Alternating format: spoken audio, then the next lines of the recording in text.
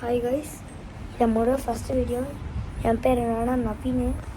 YouTube சேனலில் ஆரம்பிக்கல, சும்மா யூடியூப் சேனலில் அமளிக்கு ஆரம்பிக்க தெரியாதுப்பா. ஆரம்பிக்கணும்னா வேறு எங்கேயாச்சும் தான் போகணும் மேடம். சரி, ஃபஸ்ட்டு வீடியோ என்ன வீடியோனா தேவா வீடியோ.